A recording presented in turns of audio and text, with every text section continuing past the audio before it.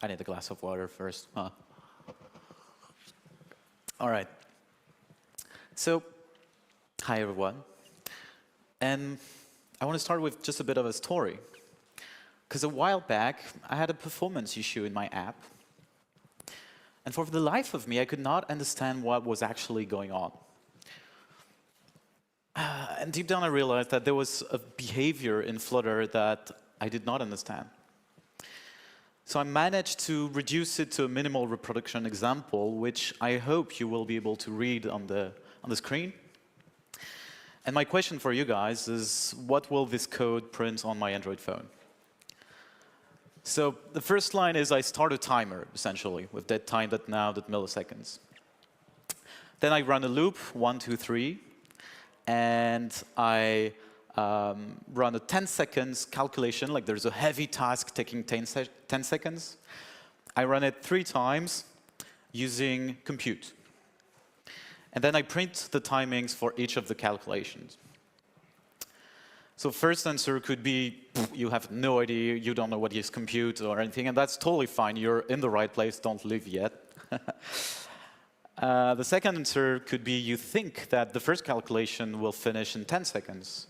Second one in 20, third one in 30 seconds. Answer C would be, you think they will all finish in 10 seconds. And answer D would be, you think they will all finish in 30 seconds. So I'll give you 2 minutes, chat with your neighbor, have a go of what you think the solution is. Maybe just raise your head a little bit if you need to see on the TV. You got 2 minutes, and then show of hands, I'll ask like what you think the answer is.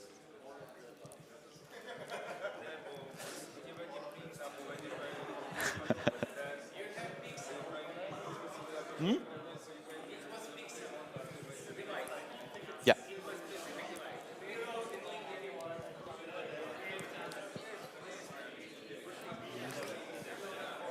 You were the... Oh, I'm still on. Well. Yeah. I recognize you.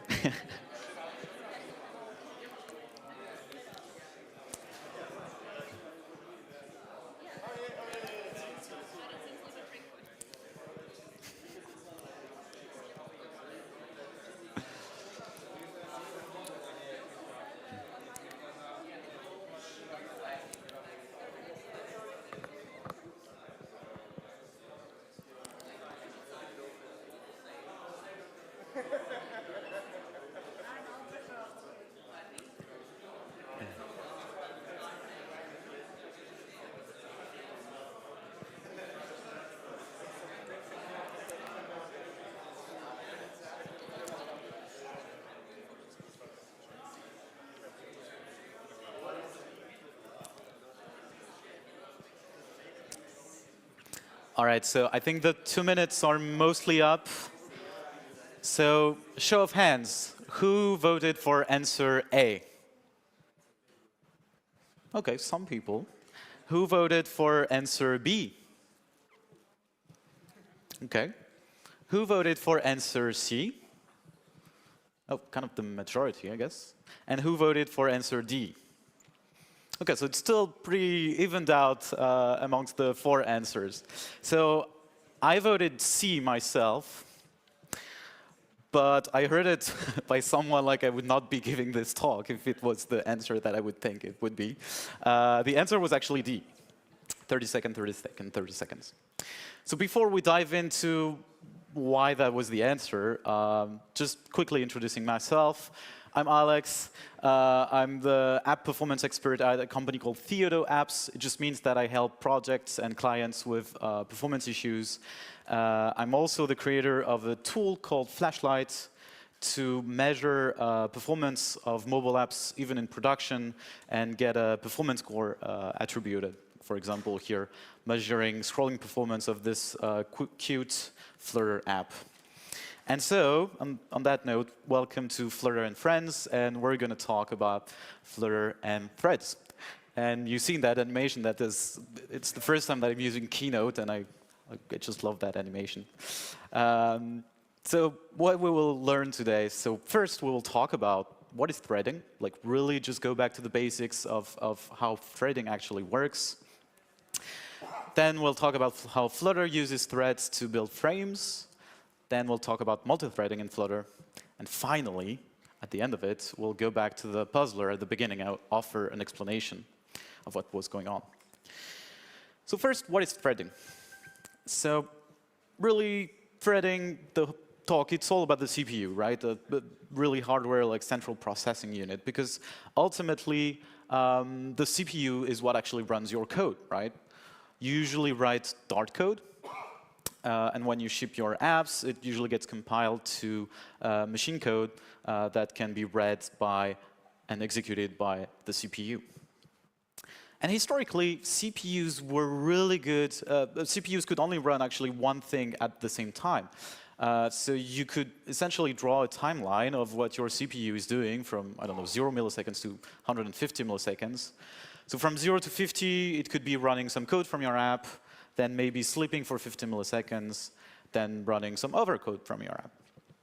But we all know that our phones can actually do multiple things at the same time, right? So actually, nowadays, modern devices, including phones, have several CPU cores that allow them to actually do multiple stuff at the same time. So while maybe core 1 on your phone is running some code from your app, maybe core 3 is handling notifications from the Android system, and maybe core 4 is doing some work with the messaging app receiving a text. And that's how basically your phone is doing multiple things at the same time. So coming back to just stuff from our app, you could think, yes, but as an app developer, how can you actually leverage such power? Because maybe, I don't know, you have like a very big, expensive task that you need to run, and you'd like to utilize the power of having multiple cores to do multiple things at the same time. Actually, by default, apps can only use one core at the same time. Really by default. And the answer to how to leverage such power is really threads. Because basically, your app will, by default, have a what we call main thread. And that main thread will, by default, run all of your code. But that main thread can actually delegate some tasks to another thread by spawning, for example, a new thread. Here, the main thread is spawning a new thread too, which can run the expensive task in parallel, because it's going to run on core 2, for example, which means that it can, all the stuff that it was doing on the main thread, it can delegate it to another thread, and basically your app actually runs faster. So threads is really the answer. Like usually, most of our apps have multiple threads to do stuff in parallel. The question that could arise from this, the really trick question, would be, oh, can we actually have more threads than cores? So most apps actually have dozens of threads usually. But what happens if they all run at the same time? Let's say for a moment that your phone has only 2 cores, and you want to run another thread that you call Freddie Mercury. Kudos to my colleague Guillaume for that joke, to play some music on the phone, and then Fred Astaire to make the phone vibrate. So logically, you would think that maybe the phone is just going to wait for main thread and app thread 2 to finish their work, and it's going to run Freddie Mercury and Fred Astaire just at the end of it. But since historically CPUs usually you run only one thing at the same time, actually CPUs are really good at faking parallelism. So it actually looks kind of like this. So Freddie Mercury, Fred Astaire, app main thread, app thread 2, they're all competing for the same CPU power. So what happens is the CPU is really good at saying, OK, you get 15 milliseconds, then you stop, I interrupt you, and I go to the next one. And so by default, you can actually assign priority to threads, but by default, it's going to look a bit like this. Like it's going to do a bit of Freddie Mercury, then main thread, then Fred Astaire, etc. So it all gives you the impression that your CPU is doing really 4 things at the same time.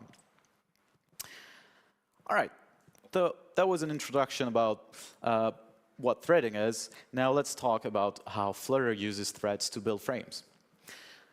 So when I go to conferences, I usually see a lot of speakers demoing really beautiful apps that they've made, etc., with like shaders and gradient and everything. And so I thought I would do the same, but turns out that my Flutter skills are not that great. So this is the fantastic app example that I'm showing, just a Flutter logo on a pink background.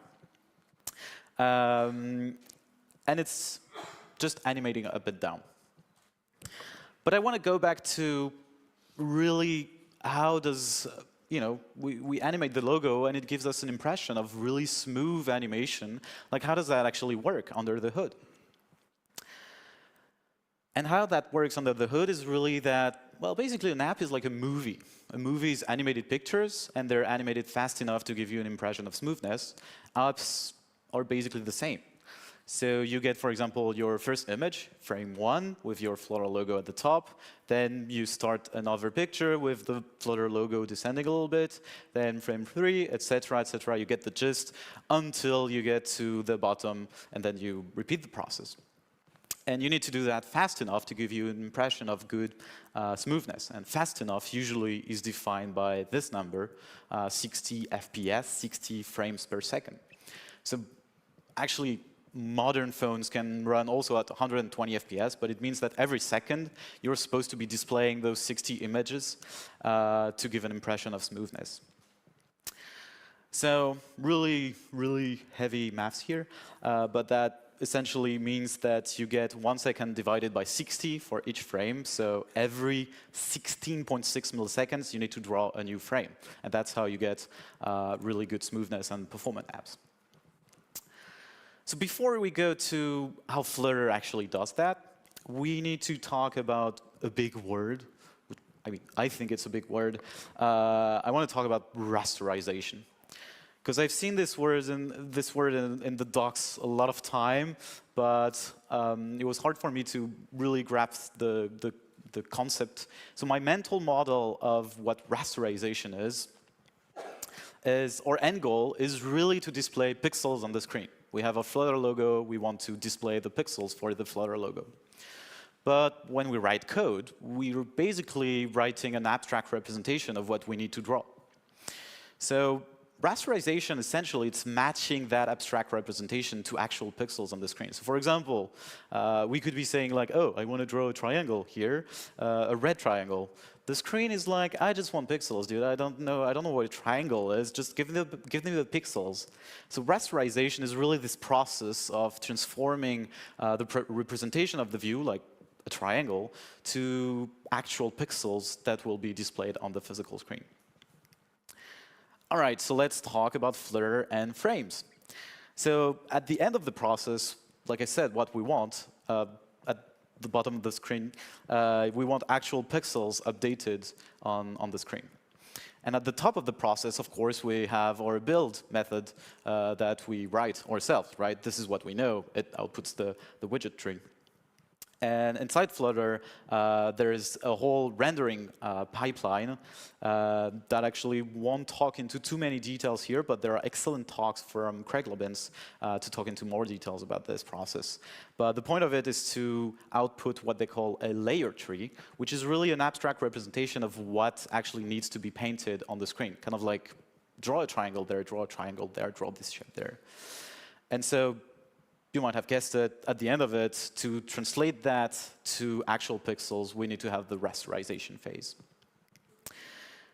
And since we're talking about threads, what we need to know is that build and rendering phase actually happens on the Flutter UI thread, which Flutter is creating for us. And rasterization phase happens on the raster thread, like rasterization, you guessed it. So if we put all that in the the scheme that we were using before, let's say we have our frame of 16.666 milliseconds to achieve 60 FPS. So we first have the Flutter UI thread, which is going to run your code, then run the Flutter code to output the layer tree. It's going to send that layer tree to the raster thread, which can actually run on another core. And the raster thread is going to be responsible to send drawing commands to the GPU and interact with the GPU so that at the end of it, you get actual pixels updated on the screen. And that's one frame. Oh, it's back. Wow. Did you miss anything or? No. OK, cool. Yeah, the screen is maybe not 60 FPS. I don't know. All right, so the thing is, that's only one frame, right? And it's going to happen a lot. So for example, if you're animating up and down, it's going to happen every 16 milliseconds. You're going to get this process over and over again. So talking about performance issues, it's kind of easy to see where things can go wrong. You might remember that the UI thread is the one that's basically responsible for running your code. So this basically can happen. If you run too many things on the UI thread, then the UI thread here for frame 1 takes too much time. And so the frame 1 is going to get missed. And this is when you start to get jank in your app, because essentially your screen wants to have a frame every 16.6 milliseconds, and your app is not able to deliver them. So you can have those issues in the UI thread. Maybe it could be the raster thread taking too long. You can actually check the Flutter DevTools for performance to analyze those issues.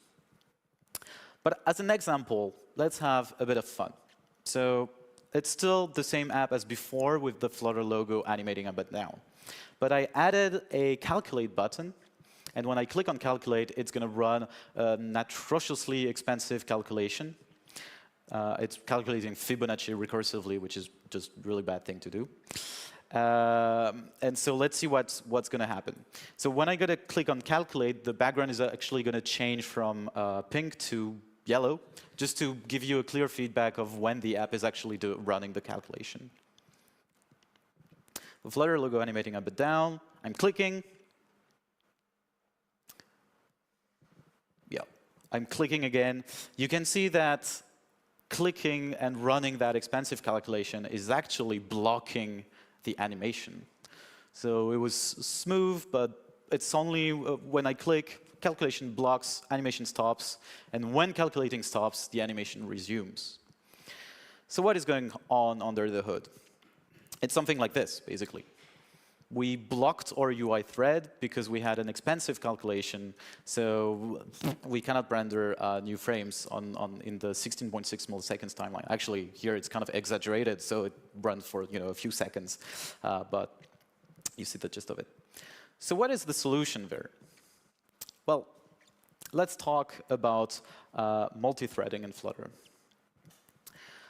The common way to do multithreading in Flutter is to use isolates.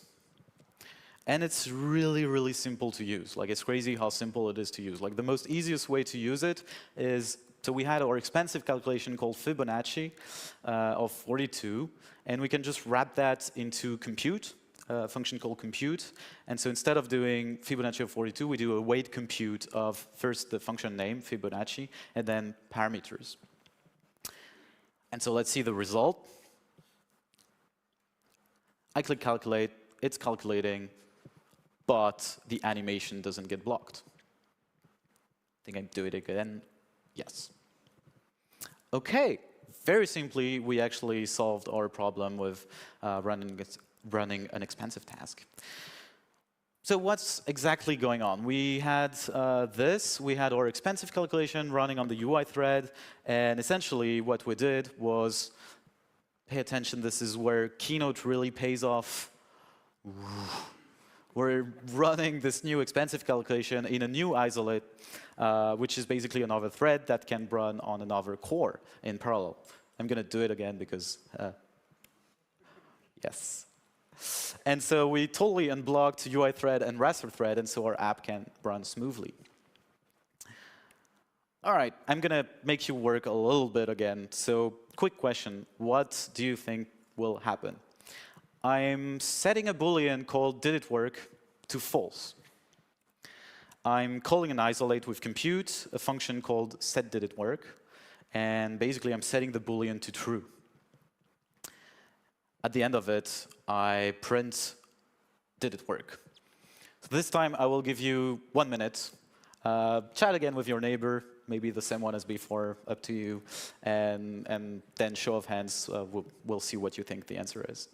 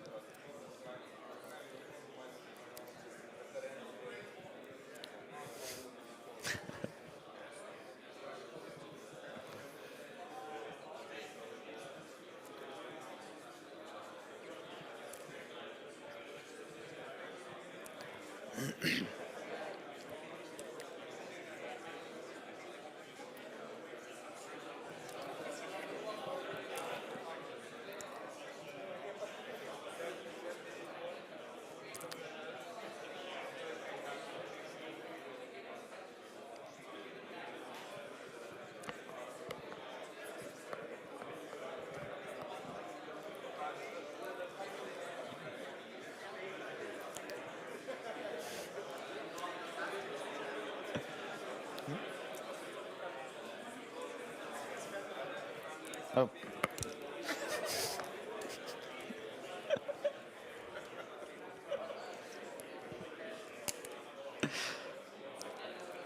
Oh?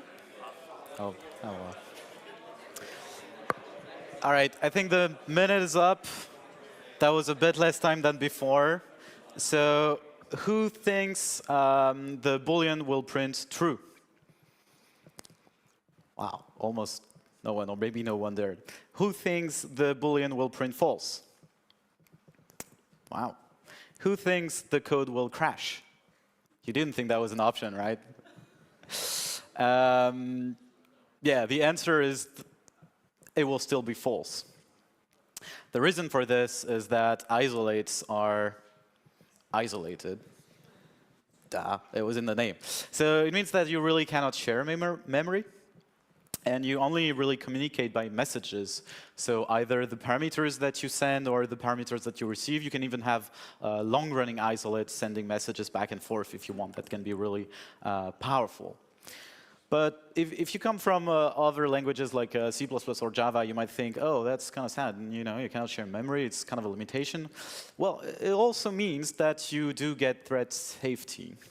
So if you don't know what thread safety really is, this is some Java code that blew up in my face 5 or 6 years ago. And it seems impossible to blow up because there is a condition. But when something is really impossible, usually the answer is threads. I have more slides at the end if we have time for it, or if there's a question about it, to explain really what goes on. So up to this point, you might be thinking, OK, Alex, I don't have 10 seconds calculation in my app. So do I really need to use isolates, or why would I use them for? Well, remember that you only have 16 milliseconds or even less to compute frames. So if you have expensive calculation, I mean, when I say expensive, more than a few milliseconds, essentially, it would be a good idea. And one example for that would be JSON decoding. So for example, there's going to be a movie, recording of both versions of an app with a shimmering placeholder. I just changed the colors on the shimmering placeholder for a local flag that I'm sure you all recognize, just to see the issue a bit more. But so let's see what it does. So the left one, without compute, you can actually see that the animation blocks at the end, the shimmering placeholder blocks. And the right one, it still continues. I'm just going to run it another time. Yeah. So this is a simple example, but you could imagine, if you're scrolling in your app and fetching some data, parsing the JSON, decoding the JSON, you might actually put a lot more work on the UI thread, and then scrolling will be laggy. That's kind of sad. We should really have top-notch performance experience. But then at this point, you could be like, OK, but then should I just wrap everything in isolates? Well, first, we saw that you cannot share memory, so that's kind of a limitation. But also, isolates do come with a performance overhead, because you have to copy all the data when you create an isolate. And so it adds a bit more CPU overall usage and also RAM usage. So for example, using the tool that I was talking about called Flashlight, OK, this is the smallest screen. I think it's going to be a bit hard to read. But I compared the performance of 10 JSON decode with or without isolate. And of course, FPS was so much better, because I was not blocking the frames. But the thing to see is that CPU usage was a bit higher. It was 28% higher in this case. So don't wrap everything in isolates. All right. So now finally, to the last part, let's bring an explanation to the puzzler. Because if you follow up to this part, so this code is running 10 seconds calculation 3 times using compute.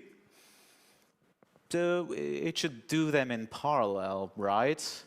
So it should really do something like this. Basically, the answer should be 10 seconds, 10 seconds, and 10 seconds. And yet, I said the answer was 30, 30, 30.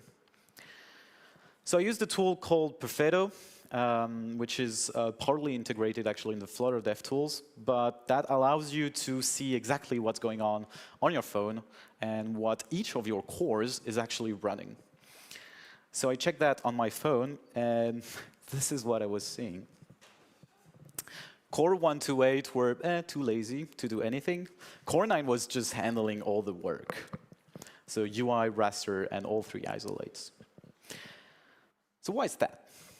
Well, the explanation for this is essentially that usually, especially on Android phones, all CPU cores are really not the same.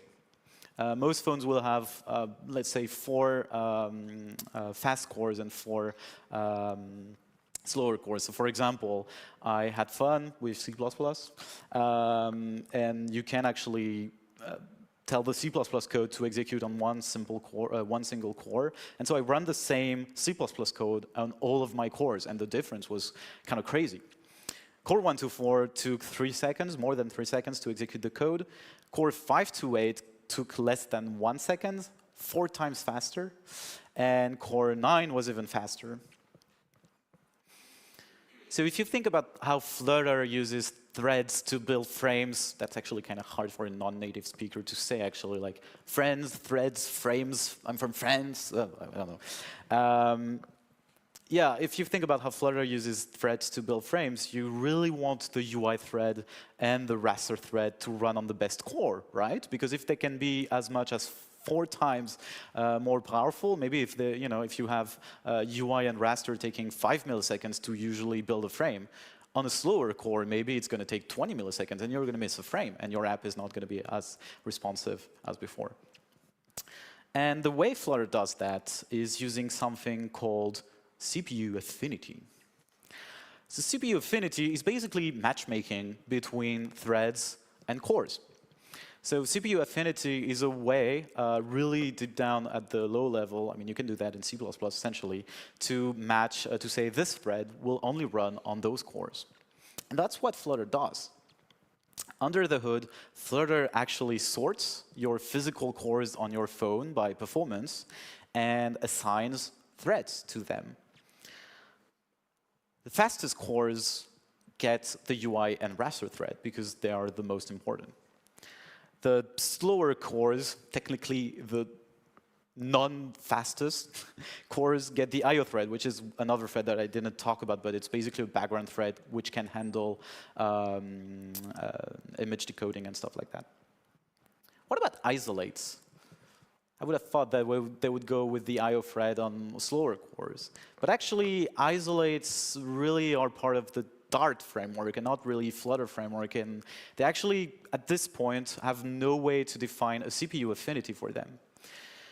So by default, on Linux and on Android, by extension, if you spawn a thread and you don't specify its CPU affinity, it's going to inherit the affinity from the thread which spawned it. Well, that was a complicated sentence. But basically, here we usually run, our code runs in the Flutter UI thread. So it has the CPU affinity to set it on the fastest cores. So when we're spawning isolates, it's going to inherit the same affinity. It's also going to run on the fastest cores. So if you remember my phone setup, you remember that I have one fastest core. Core 9 was just a little bit faster than the other ones, so by default, the Flutter algorithm to sort the cores was just assigning UI, raster, and isolates to Core 9.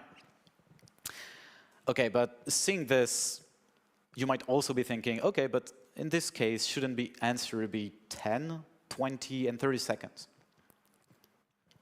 If you remember what I explained during the beginning of the talk, actually, CPUs are really good at faking parallelism. So it's not exactly what happens. I kind of lied. This is not the representation of what happens. What actually happens is this. Core 9 is actually running UI, raster, and then a bit of 1, a bit of 2, a bit of 3, a bit of 1, a bit of 2, a bit of 3. And this is why they all finish in 30 seconds. So this is basically an issue at the moment in Flutter, and luckily it's soon to be fixed because there was a PR that got landed to essentially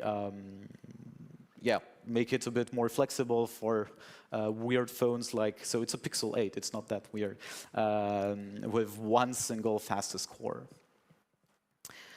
So thank you. Just for a quick recap, you have only 16 milliseconds to build each frame, and your code usually runs on the same thing that is supposed to output frames. So on expensive operations taking maybe a few more than a few milliseconds, like JSON decoding, you should probably use isolate.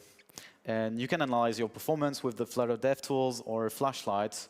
And if you want, you can also scan this QR code. I would be really happy if you leave some feedback. I also have some slides, including additional slides that did not make it, and some other links.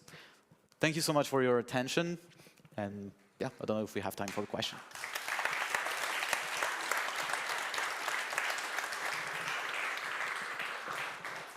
We do actually have a few minutes for questions, so I'll hand over the mic to here. Thanks. Great talk. I have a question about how can you know how many isolates you can run at the same time on a specific device? Imagine having like a set of images that you all want to scale down. Can you just unlimitedly run them, or will you run into issues starting too many isolates? Yeah, so I mean, technically, since the CPU is going to fake parallelism, technically you can. But by default, at this moment, it's only going to run on your fastest cores. So that means even another phone that I have, which has only, well, 4 fastest cores, you can technically only spawn 3 or 4 isolates. On Android, at least, which is the platform I'm most familiar with, you can basically just check that, yeah, command line. It's easy to like script and check all the cores that you have on your phone and what their performance actually is supposed to be. And essentially, it's available in files. That's what Flutter does. It reads from files on your phone to check the maximum clock frequency of the cores. But another note to that is actually there's going to be one big change at some point, is that the Flutter UI thread will be merged with the native UI thread, the platform thread, essentially, which means that this affinity like that will not exist anymore. So technically, we're going to be able to utilize the full set of cores. But that's probably future version. All right, thanks. Anyone else? No, okay. Okay, one question. Sorry, here we go.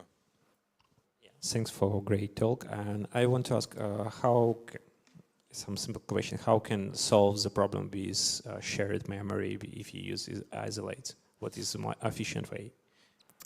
So sharing memory at the moment, I think the only way really is to use FFI, for example, and well, basically leave the Dart ecosystem for another language. Kind of painful. There's a whole issue on that which has been running. If you search, like, I think something like Dart does not have real threads or something like that, you will find that it's an issue from 2019, which has been going on for a while. And you see some people explaining how to circumvent that using FFI.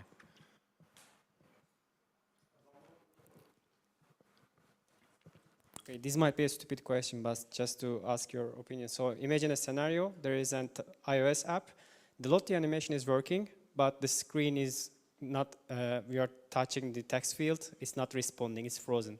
So what could be this? How would you describe this situation? So the Lottie animation is running, but the screen is not responding to touch. Well, it would be probably due to the fact, well, I'm not exactly sure how Lottie would run, but since it's probably a platform view, it's possible that it's the native Android implementation, which runs actually in another thread than the Flutter UI thread. So maybe the Flutter UI thread is blocked, but maybe that native thread for the Lottie animation is not blocked. So it can still run, but your Flutter UI thread has some issues with prevented from responding to just calling your on-press responding to events. Because the Flutter UI thread is also responsible for handling the events and calling, well, your functions. Okay, thank you. I will forward this now to my colleagues. They just asked me this question. But by the way, I don't think there are any stupid questions. I think the solution is to move over to Rive. Okay, thank you very much, Alex. Okay. Last question. Thank you for the presentation. I'm wondering, do you know whether Dart team decided to go with isolates rather than handling threads like in C#, for example? Because shared memory is very important, and for example, in C# you have ability to log a thread for a moment, and I'm wondering what was the purpose? I'm not exactly sure. I think basically it's all discussed, and there's this massive issue about this exactly, like threading and sharing memory. I'm not exactly sure I remember the original reason, but it's probably there somewhere. I heard that the overall tech lead of Dart is in there somewhere, so if you catch him, maybe you can ask. Awesome. No, thank you. He will be around, so you can ask him questions. Sorry.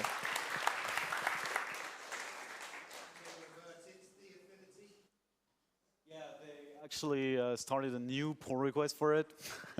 So I'm not exactly sure what happened. So they actually wrote a first pull request for the affinity. Then I submitted the issue, and Jonah Williams, who's in charge of the engine, was like, okay, yeah, maybe we should relent that PR. Then they reverted it again, and then they submitted a new pull request, which is still open at the moment. So I'm not exactly sure what's going on, but it should really be coming. And actually, I realized that a lot of Flutter apps on my Pixel 8 phones are not running that well, even though it's a really good phone. And so I'm kind of, there are some apps that I use on a daily basis that I want to see upgraded. That was a great